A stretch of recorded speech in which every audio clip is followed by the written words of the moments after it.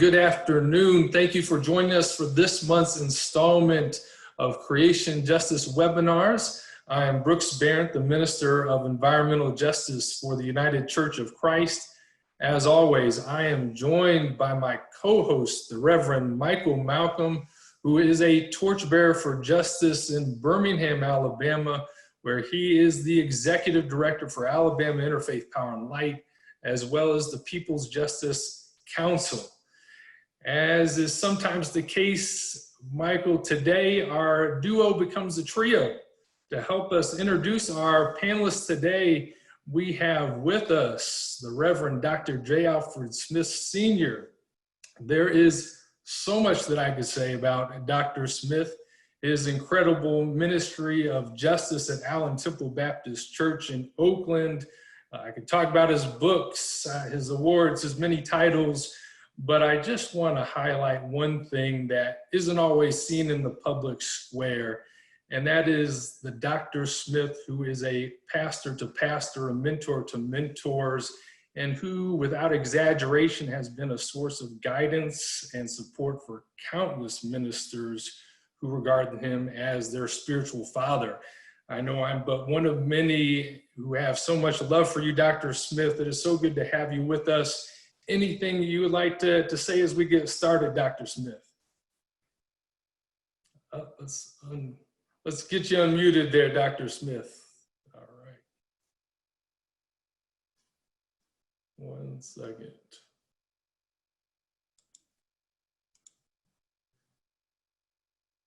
We still got you muted. All right. You were into good trouble. You worked for economic justice to make sure that the hotel workers in the East Bay were given decent wages. That was a great accomplishment that you attained as a PhD student. Well, thank you, Dr. Smith. Going back into time in our days in Oakland and the Bay Area, where we were rabble rousers together. So good to have you with us. All right, Michael, I'm not sure where this idea comes from, but you know, today we're definitely not talking about making America great again. We're talking about remaking our country, transforming our country, revolutionizing our country, precisely because we know what our country has been. So Michael, can you give us a theological framing as we get started for today's conversation and talking about the Green New Deal and reparations? Yeah, Brooks, thank you for that segue, because I think that is exactly the point. I actually wrote down an introduction or a theological reflection, and I just feel moved to just speak from my heart right now. And what comes to mind is the story of Job, and how that in the end, especially if you know scripture and you've learned beyond just reading it, you find out that whole ending is a redactor's edit put in the scripture. And in fact, Job died having died in his misery. The redactors came and they corrected the story to say that God isn't seen that way, and that God is seen in the way that God will repay you double for your trouble. And in fact, when we look at reparations and the Green New Deal, and we look at somehow the rights being wronged. When we look at the story that, or the letter that Michael Broom put out with Sierra Club, and not the article, but the actual letter that he wrote, and what he said in the end with trying to have the board to pass giving $5 million to the under-resourced organizations that are doing the work on the ground, and being able to restructure the personnel so that people of color have a place in leadership for the people that they serve, and the people that they serve can see them in leadership and know that they can attain it as well. We start seeing the rights the wrongs being righted. when we look at the fossil fuel industry and other extractive industries that have done so much damage through years and years, and when you look at systemic racism, you can find a foothold from fossil fuel and other extractive industries in that scenario as well. It's time for us to start advocating for the rights being, for the wrongs being righted. It's time for us to start advocating and telling those that are in power, those that are supposedly in power, those that are leading these extractive industries and advocates for these extractive industries, that there has been systemic harm, historical harm that has been done to a group of people. And it's time for us to do something better. It's time for us to do something about it. If we're going to talk about Black Lives Matter and we're going to stand with Black Lives Matter, we must look at the economical life of the Black life. We must look at the mental health of the Black life. We must look at the emotional health of the Black life. If we're going to talk about Black Lives Matter, we need to stand holistically with Black lives. And that means standing significantly with those in Black communities who have historically been done wrong by a system that they did not even have any impact in. Thank you. These are my theological reflections. Great.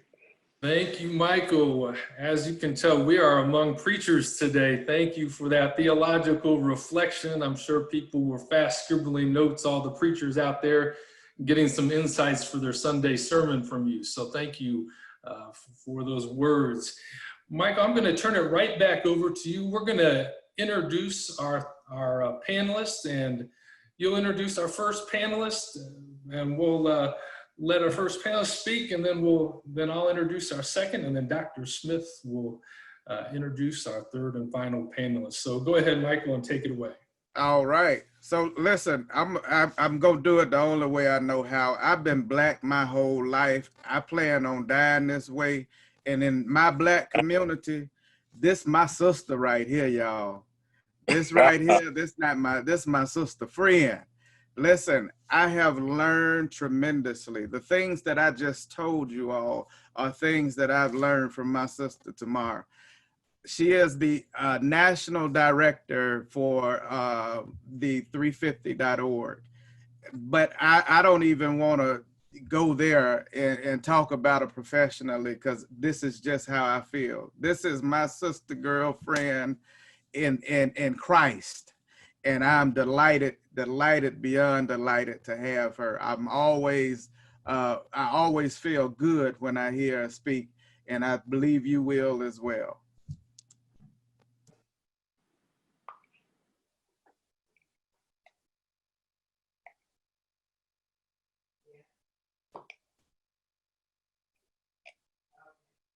Hello, I'm so excited to be here. There is so much I can say, but I'm excited to be in this moment where we can have a public conversation and use the word reparations without fear of our life, health, and safety. We are in a moment where we are challenged at every level to examine what we have done as a people, as a community, and what we have allowed to happen to one another in the family of humanity. So I just want to take a moment to say thank you for making space in this moment to have this conversation. And as my brother mentioned, I'm the North America Director for 350.org, which is a global organization, which means I'm the senior most responsible person in the US and Canada for our work, which has its pluses and minuses, and today is definitely a plus. On behalf, I'm going to spend like my time here just taking us on a walk from how we get to the Green New Deal to some of the most challenging and necessary work of our time. At 350, my goal is to build a multiracial, multi-generational climate movement that is strong enough to hold decision makers accountable to science and justice.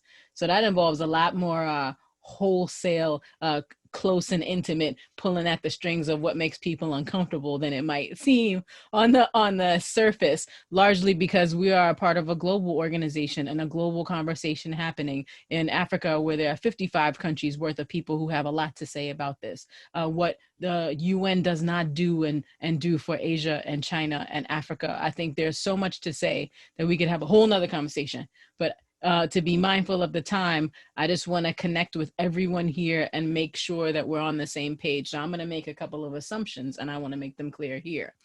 No community or group should bear an outsized burden of environmental threats, ecological manipulation, or be excluded from decision-making that determines their future, and certainly not for money. Poverty itself is not a biological function, it's a function of design. So everything that I'm about to say relies on the idea that we do not believe that poverty is biological, nor do we believe that communities should be forced into sacrifice zones, and certainly not to make money. The other things we have to believe, if we agree to those assumptions, is that poverty, the state of the climate itself, and the poor health in our communities is also a factor of design. And so if that's the case, then our response has to be one of redesign. So this is why I think it's so important for us to talk about a Green New Deal. It means a lot to a lot of people. People have worked so hard to build a space where we could talk about this work, but it falls down to just three concepts: jobs, infrastructure, and human health. And you better believe that not a dollar goes through the federal government that isn't somehow connected to jobs, infrastructure, or determining people's health. So when people ask you, do we need a Green New Deal? The answer should be, we're going to pay for it one way or another, so it might as well be a Green New Deal. Connecting even further to another Black woman who we should all be thinking through her contributions to this work, Rihanna Gunn's Wright. She is one of the chief architects of a Green New Deal and sized it up as follows: as a comprehensive set of decisions to help us to stop poisoning our environment, subsidizing decay of infrastructure, and sacrificing poor and working class communities to environmental degradation. So as we think about the intersectional moment we're in around a Green New Deal and moving towards climate reparations, which I'm going to talk a little bit more about in just a minute, the Green New Deal allows us to move towards a shared vision that meets the scale of the crisis. Look out your window, everything is on fire. That means we need a solution that looks at everything, and jobs, infrastructure, and human health cut across all of those lines. If we're going to transition away from a fossil fuel driven economy to a sustainable one, we have to have plans to deal with historic oppression, with the loss of land and people, with indigenous rights and land back, with African American reparations. And here we are about to walk into that moment because we have no choice. We can't hide anymore. Reparations itself is a process of healing and restoring people who have been violated because of their identity by governments, corporations, institutions, and families. NCOBRA has been talking about this since the 80s, raising it over and over again and asking people to take up this plight because the harm has been done. One of the foremost scholars on this topic is actually from St. Luke's Episcopal Church, the Reverend Gail Fisher Stewart, an incredible human being who tracked the work of what the vestry meant and how it was an exchange of bodies and of dollars and of capital to create the system that then got handed over to a secular government. So just want to flag that we've been in this work. We're not in it now for the first time. To move us ahead in terms of moving from a Green New Deal, which is a new road for new design, to a road to reparations, we have to acknowledge Dr. Sandy Darity, who has defined a reparations process as needing to have three things: acknowledgement that you have hurt someone, restitution to their satisfaction, not ours, and closure, which usually means not doing what you've done anymore. So just want to flag that, like, a road to reparations is not as complicated as we would like it to be, because acknowledging that people have been harmed should be the hardest part. Restitution is about pushing the institutions that have made resources off of harm into a position where they're no longer doing that, and closing off their ability to keep hurting us. Ask anyone who's ever been injured if they want to keep getting hurt, and we'll get to closure pretty quickly. So in connecting on climate reparations itself, that's a space in between. How do we get to a Green New Deal? Well, somebody's going to have to move resources in order to make that happen. And our argument at 350.org is that those people should be fossil fuel capitalists. Yeah, and the way that we think about it, Dr. Maxine Burkett in 2009 wrote an article about climate reparations, recognizing it as a process where we have to look at the emissions of major polluters because they do more damage than we do as individuals to improve the lives of climate vulnerable people through programs and policies and mechanisms which include government. So Dr. Burkett thinking this through in 2009 really opened up a conversation for us to finally be here in this moment to talk about it. So when I talk more about climate reparations and who it's for, I want to say quickly that climate reparations is the work of our time. It involves unearthing what we know to be true and dealing with present harms, structural and systemic design, and the launch of a redesign that improves the lives of people who've been harmed. It looks at our collective trauma and sets us up for collective healing. And the reason I state here that climate reparations is for everyone is because whether you have been the oppressor or the oppressed, you need a truth and reconciliation process in order for us to move forward. So whether you are a beneficiary of reparations or someone who works in struggle to get those who have caused us harm to pay, we all get something out of it. So it's for everyone. We shouldn't have any enemies on that front. So in thinking through why we need climate reparations, Professor Nick Estes really weighed in on the fact that the Americas and Africa have been forced to pay a debt that they never did owe, and it's time to repay it. This is an important framework for us when we think about decolonization, when we recognize our shared struggle as human beings and what the work will look like and what we need to do to get there. So I just want to flag that the other reason I wanted to talk us through a pathway from Green New Deal to reparations and how we land in a space where climate reparations are not only necessary, but now is because we're already in a moment where the global pandemic has focused our attention on racial inequity and recognizing that none of what we experience now came from anything other than what we built previously. The Trump administration's continued assault on our environment has only doubled down on this harm. And the fossil fuel industry has made my grandfather would say, money hand over fist. If on a good day, he would say hand over fist on our backs as a result of their profits. We have a planet in peril and are risking dying on a fiery gas ball of biblical proportions. So I just want to flag that we are in a moment that we have been delivered to, but what we do about it is our own choice. The final piece of what I wanted to say is that there is no one else who's going to take this up. We cannot wait for someone else. It's on you. You have now been handed the torch to start this work in your own environment because there are no other people who will make this different for us. We have to stand up with political will, with courage. And if you want to collaborate, you can reach me at organizers@350.org. I'm the North America director. Everybody there knows me. So I hope to connect with you about collaborating in the future and are excited about the rest of this panel. Thank you for your time. Yes. Well, thank you for getting us off to a terrific start, terrific presentation. Thank you so much. And now I have the honor of introducing our second panelist, a special honor for me, my colleague, the Reverend Sekinah Hamlin. Reverend Hamlin is a fierce advocate for medical debt relief. She's a fierce advocate for the plight of children in this barbaric economy of ours. And before she became my colleague as the Economic Justice Minister for the United Church of Christ, she was blazing multiple trails of justice that I'll never be able to do justice to in this short introduction. She served as the director of the Center for Responsible Lending, Faith and Credit Roundtable. She served on the staff of former U.S. Representative Mel Watt of North Carolina. She has been a leader in the North Carolina Council of Churches. Sekinah, please share your passion and wisdom with us now.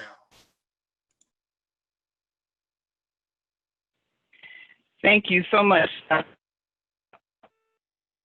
Thank you so much for all of the panelists, such an esteemed panel. What I want to talk about today is really the opportunities that we have, and Reverend Malcolm shared that he was in this theological moment.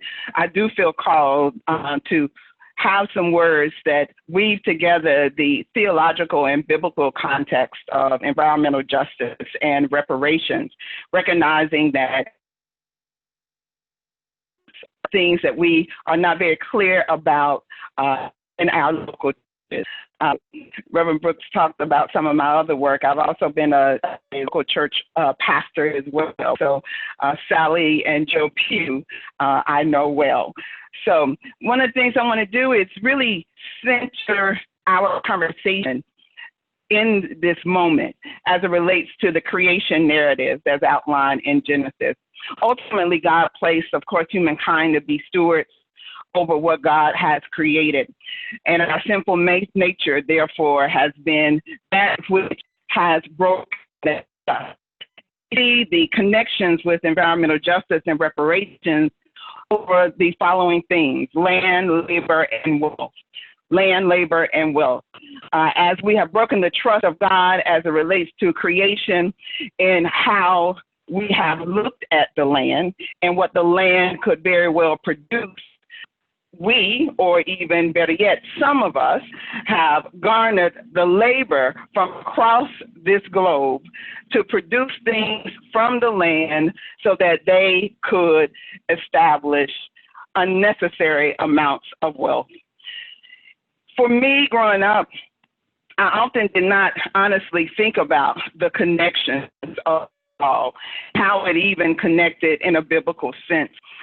But as I grew older and understood it better, as they say, by and by, as I was able to read Isaiah 58 and really come to understand what it truly means to be a repairer of the breach, and also what it means then to look at that Isaiah 58 text, not only as it relates to being repairers of the breach, but those that restore livable streets, to restore that land and those places where people can gather.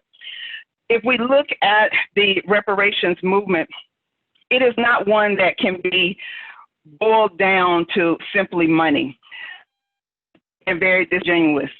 The movement in this country and even beyond, particularly for the Christian, is one that is centered on this biblical purpose of restoration, of repairing, of restoring, of recognizing what sin has been done, how we have been brought out of right relationship, not only with God, but what God has created and with each other, and then find ways in which we ourselves can be those that atone for it and obviously then become redeemed in a process of distributing that which God has created.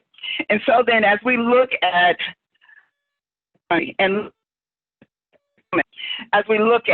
ways in which families have a net worth of $171,000, but Black families have a net worth of $17,150, 10 times that. White people have 10 times that of Black families. When we look at how land has been used in this society as it relates to slavery and as it relates to even here in my own home state, how First Nation people were taken from their land, how my ancestors and others of African descent were those that were told to be the labor to work the land so that those that are white, that have set up a system of racism, a system of white supremacy, a system of value and advantage based on race, a system of white privilege plus social and institutional power. That system in and of itself has been one that then distorted things and made it such that not only then was there a wrong relationship between labor and land, but then it began to be such that we begin to see it also then codified in everything that was a part of these United States. And so then therefore, when you look at things like HR 40, that Representative Sheila Jackson Lee has, the reparations bill, the companion bill in the Senate is Senate Bill 1083 that Senator Cory Booker has. And of course, our great Congresswoman, Representative Barbara Lee is a co-sponsor of HR 40. Then we know then that as it begins to name what was done because of what the government has done as it relates to working of the land and labor, then we ourselves have to say as Christians, I must be a part of this fight. When I look at the gentrification that's done, even in my hometown here in Charlotte, North Carolina. And I see how certain bodies that were sequestered, if you will, or made to be on certain plots of land within these municipal boundaries, when it was deemed necessary for white people to take that land, then it's called gentrification, and they come in and they scoop everything. But it's all been a part of how those that have been out of right relationship with God have viewed what God created in such a way for their own familiar or their own personal gain at the detriment of those who then get placed in abject poverty and then find themselves without access to capital and wealth. And so as we talk about this intersection, if you will, this ways in which these movements really have always been together. We know that because the World Communion of Reformed Churches, we know that because of the World Council right now, even centered on not Genesis, but the Zacchaeus story in Luke. We know that because they themselves see that there has to be a Christian voice that speaks to the theological nature, the calling that Christians have to recognize link. And then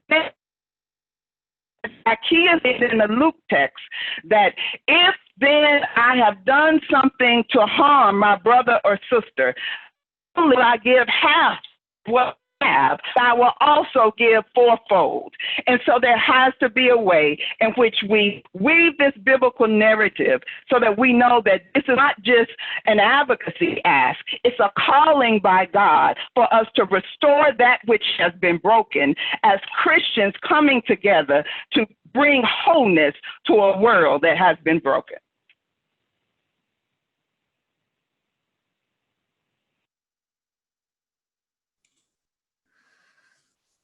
Thank you, Sekinah. And now we are going to turn things over to Reverend Dr. J. Alfred Smith to introduce our third and final panelist. We need to unmute you, Dr. Smith. There you go. Such powerful speaking from powerful preachers and thinkers and leaders. The Honorable Barbara Lee, daughter of the late Mildred Massey, who was a militant justice warrior in El Paso, Texas, the sister of Mildred, Whitfield, and Beverly Hardy, the mother of Tony and Craig Lee, the grandmother of Jordan, Joshua, Jonah, and Simone Lee, and the wife of the Reverend Dr. Clyde Oden, the mentee of the Catholic Sisters of Loretto, and the New York Congresswoman Shirley Lee that motivated her to become involved in politics, and the anti-apartheid leader Ron Dellums of the 9th District of California, whom she succeeded in 1998. We can never forget the courageous lone vote against the Bush administration, giving the Bush administration a blank check to use force in a war against Iraq.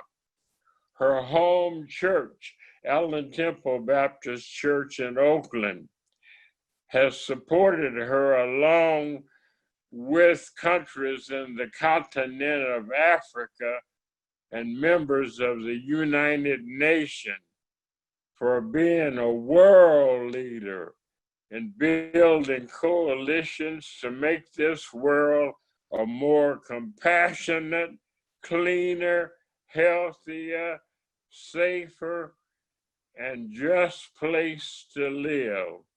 No one works harder than Congresswoman Lee to train young people of all races to heal the divide caused by fear, hatred, and ignorance. May I present to you Congresswoman Lee, the former chair of the Congressional Black Caucus in the 111th session, and the first woman to represent California's 9th district in the House of Representatives. Hear ye her.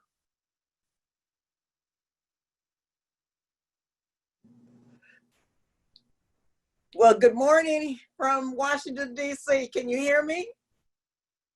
Okay. Well, first off, I feel like I've been to church this morning.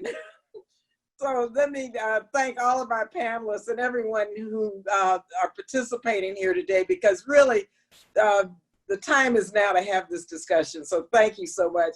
To Pastor Smith and Reverend Bernstein Smith, thank you for that very personal and reflective introduction. And Pastor Smith, let me just say, Pastor Smith, I wouldn't be where I am if it weren't for Pastor Smith. I couldn't survive this madness in Washington, D.C. if I didn't have Pastor Smith and Reverend Bernstein Smith to stay in touch with.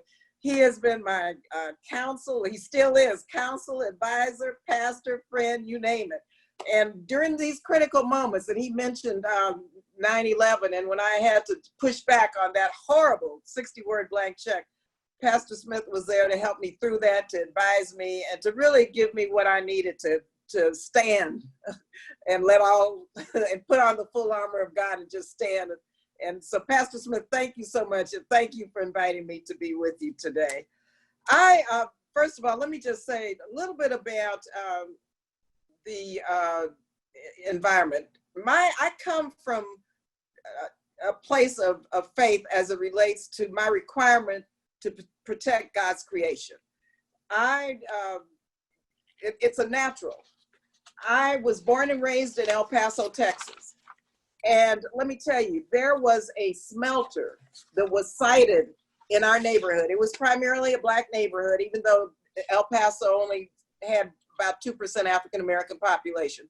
But there was a plant, a Sarco, a smeltering company that was sited a few blocks from where we lived. And that was predominantly African-American neighborhood. And let me tell you, to this day, probably about 75 to 80% of my schoolmates are dead or disabled.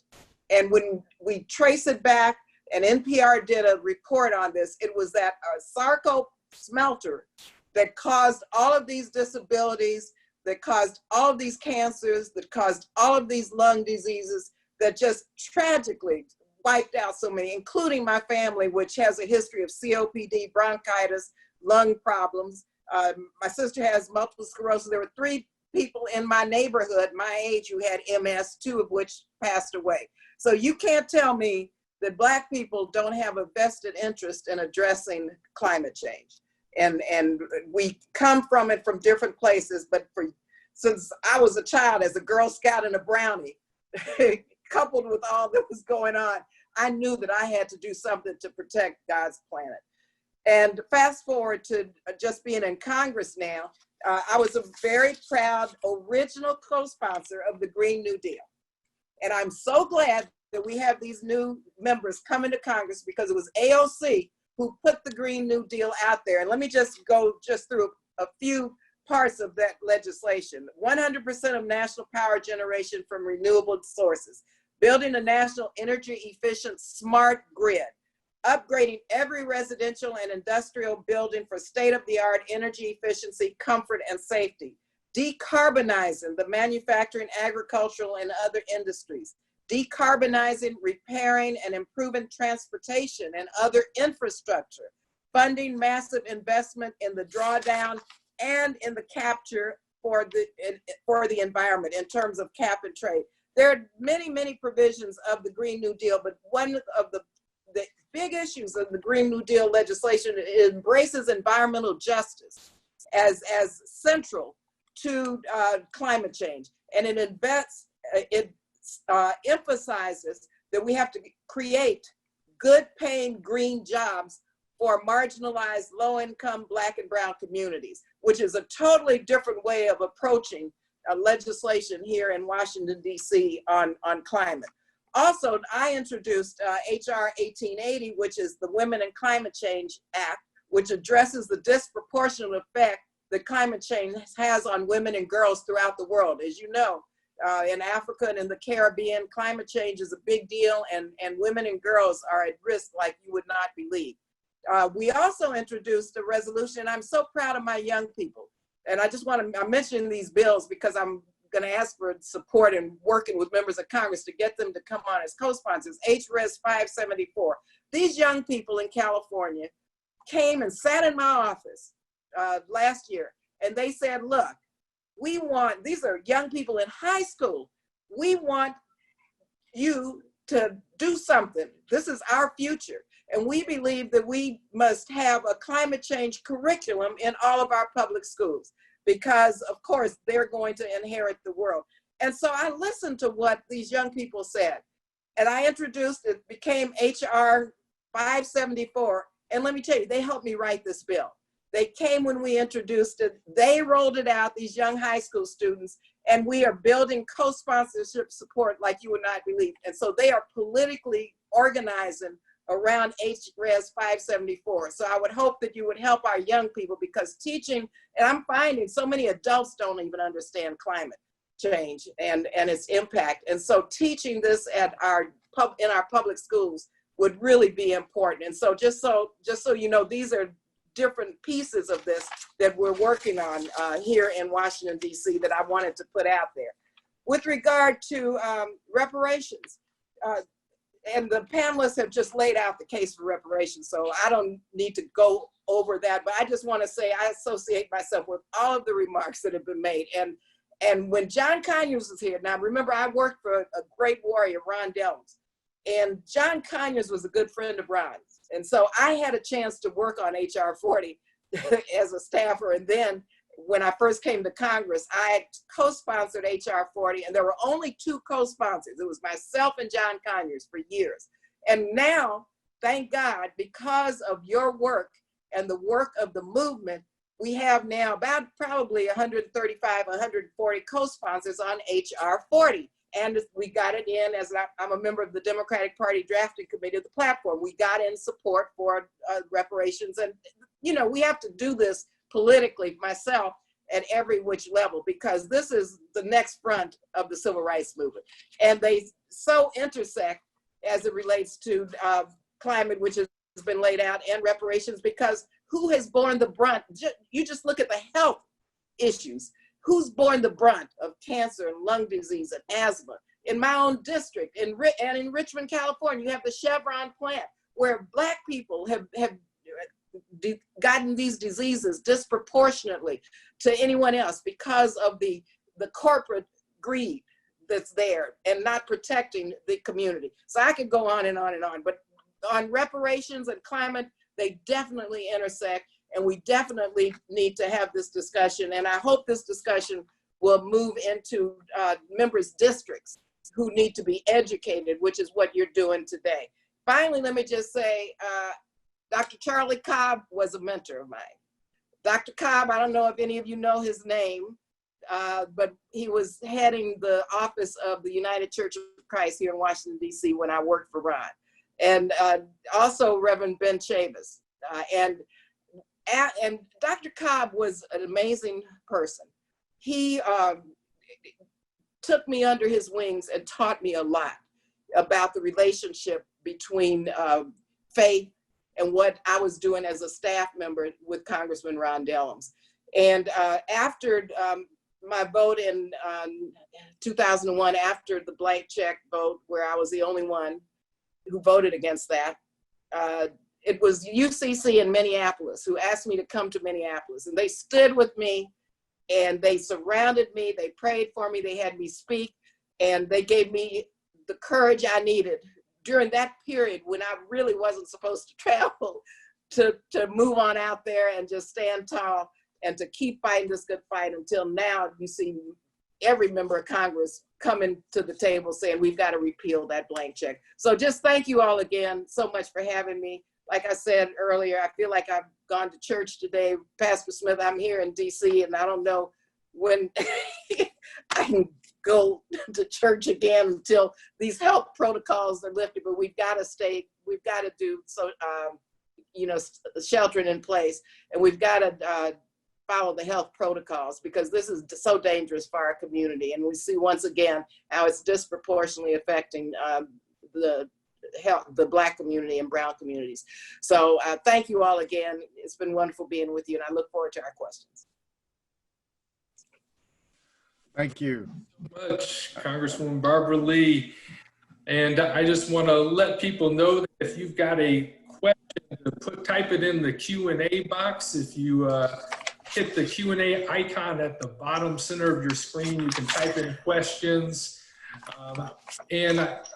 We gave privilege today of first question to 2 young men who have just graduated from high school in the Bay Area.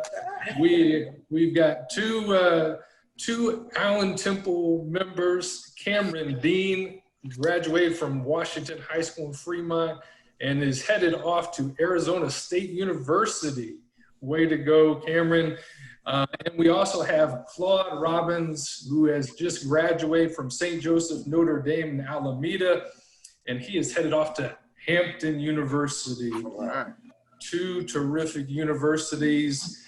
So if they have a question, I give them the privilege of asking that first. As people take time to jot in their questions, I think, one theme that Congresswoman Barbara Lee just is implicit in what she just said, and is a question maybe for each of our panelists, is that courage to sometimes be the lone solitary voice. And so for any of our panelists, to talk about where your courage comes from. Tell us about how you are able to be courageous in the struggle, which can so often be difficult in so many different ways. So I open up that question to get us started as people type in questions to the Q&A box.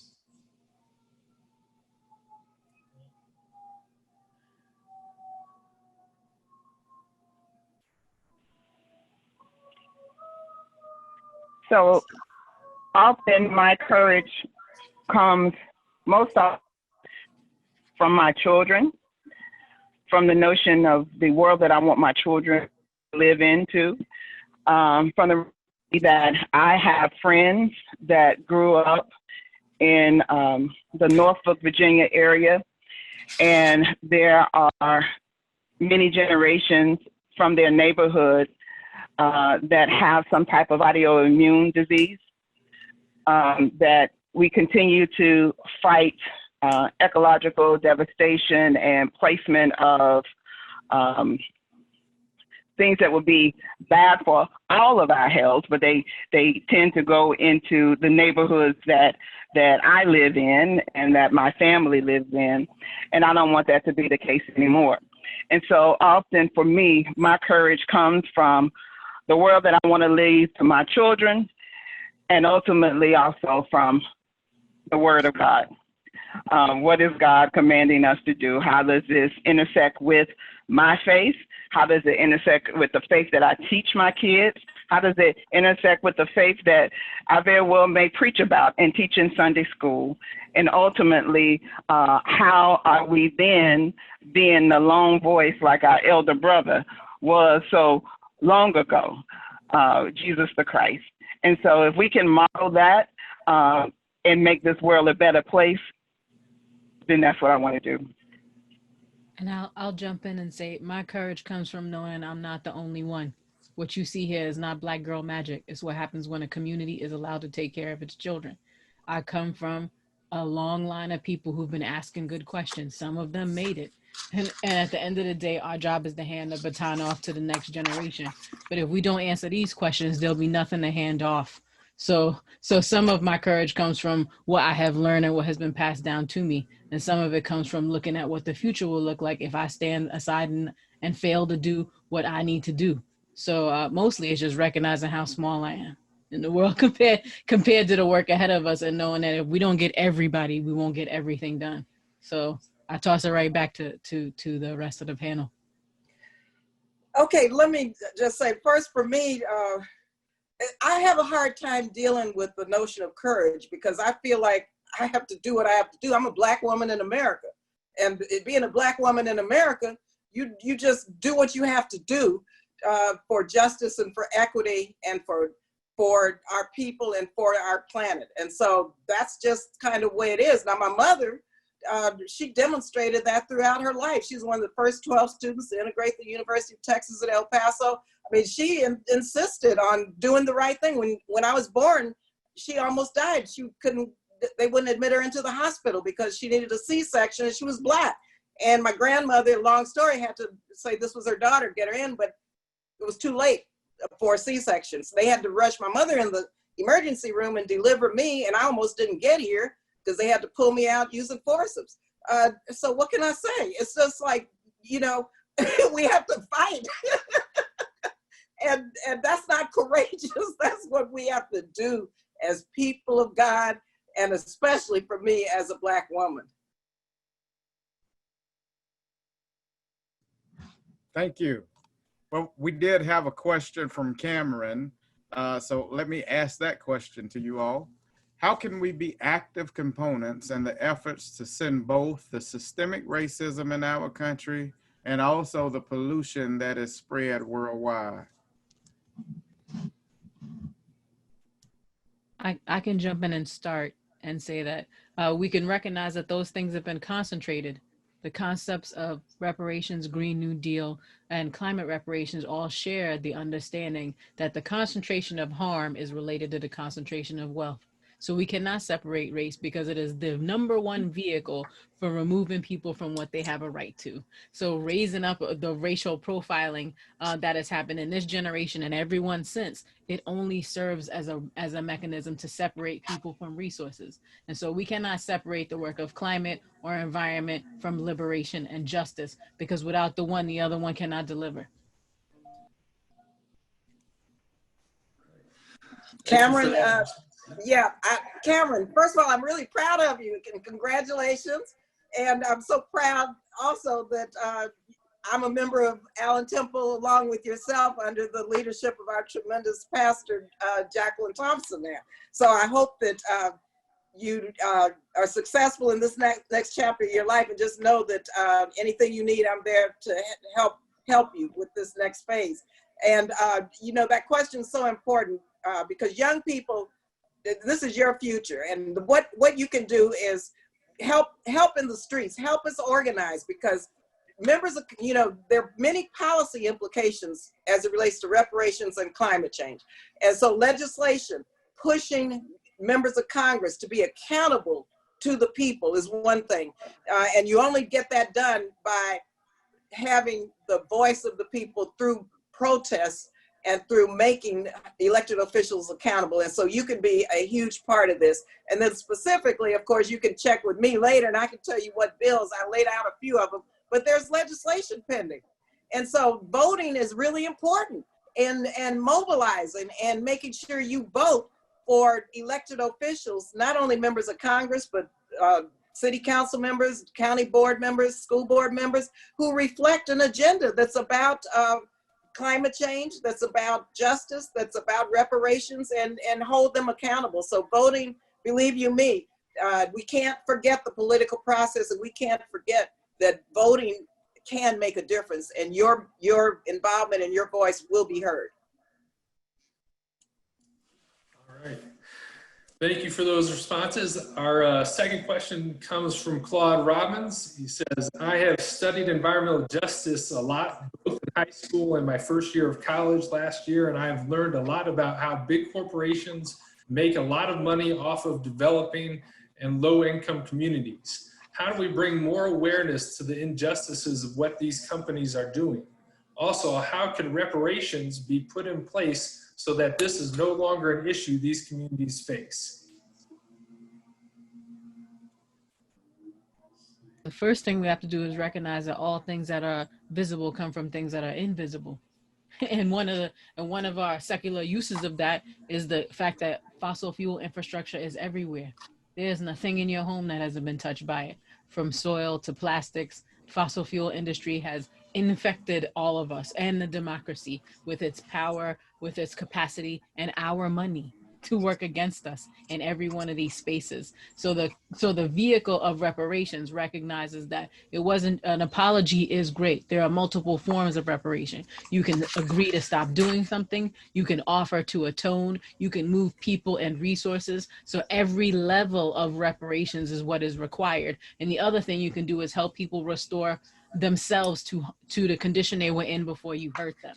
And so recognizing that health is not a singular thing, it's an accumulation of your experiences, your environment, and that all of those things have been tinged by a dirty business of fossil fuel development, generation, energy generation and transmission, and that we have other things we can invest in that'll give us another opportunity. So I won't take up too much more space, but I think it's really important for us to flag that, pulling together to give cover to leaders like Congresswoman Lee, who are going to get out in front of these issues and steer us out of this moment. It involves us showing up as we are, not showing up with more or less than what we have in this moment, because good decision making comes from great information, and great information comes from people standing up in their power.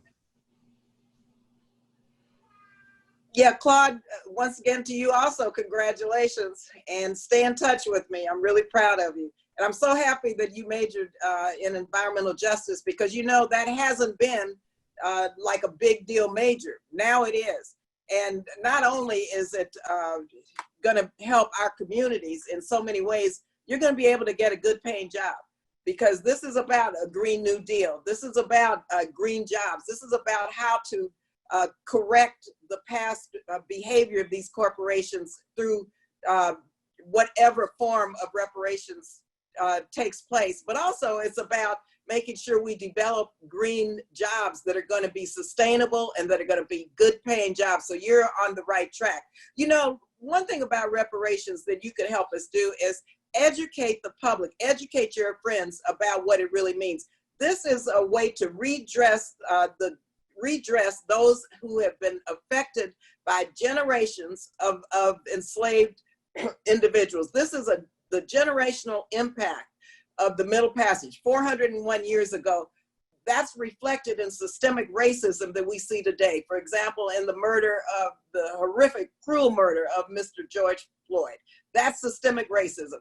And educating the public and your friends about what reparations really means is so important. And I always share with my colleagues here who, you know, we have to talk to one-on-one to get them to support reparations. This is not about individual guilt. This is about a system of government that sanctions the enslavement of Africans, and which has generational impact to today. And then show them what that generational impact is as it relates to policing, as it relates to mass incarceration, as it relates to health disparities, as it relates to housing, as it relates to pollution, and citing these companies in our communities.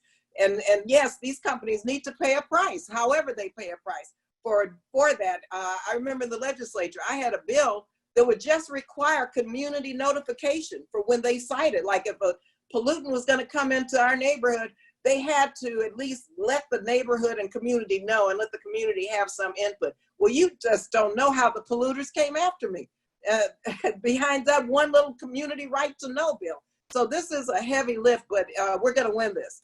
And it's gonna be because of you, because you are inheriting this land, and you're well positioned for this. Thank you, Congressman. I'll just jump in quickly, and since you're talking about you just finished your first year of college, I'll just lift up a witness of Guilford College, which is a Quaker institution that one of the things that it did to hold corporations accountable, and this was a student-led movement, is to look at the institution's spend. Like, where were they getting their resources from, and were those corporations complicit with environmental environmental injustice, the criminal industrial complex, and others. And so some of this, in terms of even where you are right now, you can effect so much change, and I'm sure you've already, as people have said, already done so as well. But there are so many instances and best practices around the country, often led by students. And all of that was through the lens of faith in terms of what Quaker principles stated. Thank you all. Normally I would do the a call to action at the close, but because of the time, I'm just going to simply make a shameless plug that on tomorrow, the Southeast Faith Leader Network and Creation Justice Ministries is hosting our Faith, Communities, and Climate Resilience Virtual Summit. If you look in the chat, you'll find the Zoom link. Please feel free to join us tomorrow. We love to be able to continue these type of conversations. I'll ask real quickly, one quick word answer. Congressman Lee, Tamara, Reverend Hamlin, what can we do as faith communities to be involved? Well, I'm just going to ask you to, because of the clarity of purpose of the faith community, to really help us lobby the Congress on legislation that you have embraced. And one piece I want to put out is the bill that I'm working with Congresswoman Jackson Lee, HR 40 on, is HR 100, it's called, our Truth and Racial Justice and Racial Healing and Transformation Commission.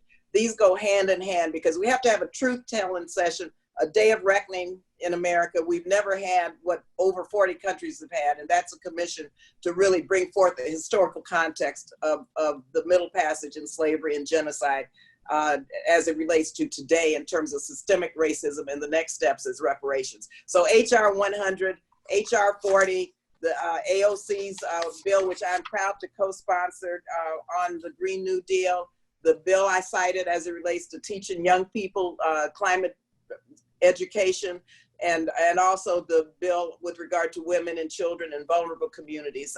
And there are other bills, but just if you care about the policies that are going to undergird the change that we need, then look at what's taking place in Congress and encourage your member of Congress to sign on as co-sponsors.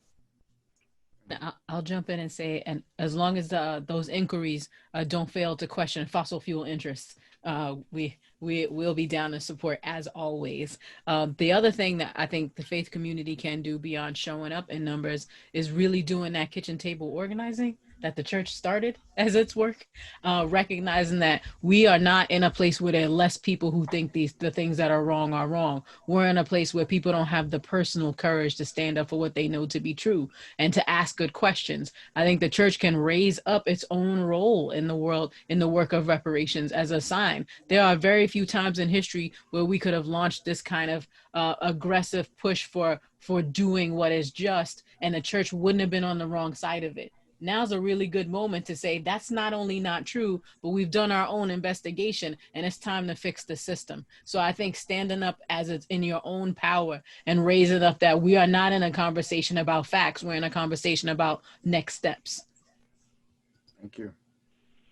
Thank you all. I echo all of their comments and then simply say that, and we need to educate from the faith perspective. This needs to be a part of the framework that we use when we have whatever Sunday school or Bible study or even in the preaching moment. We need to teach this whole notion of reparatory justice to our young people.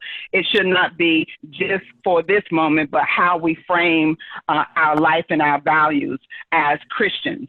And then act on those values in terms of HR 100, HR 40, Senate Bill 1083, as well as local initiatives that are going on across this country to begin to look at the history of racism in communities and how then to call into account reparatory justice and start that process. So get involved. It does not have to be in DC. It can be right where you are. Just look up Asheville, North Carolina. Thank you. Thank you all. Thank you, panelists. Thank you, Dr. Brooks. Thank you, Reverend Dr. Alfred Smith.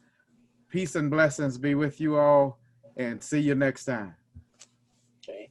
Thank you. Thank you, God bless. everyone. Thank you for having us.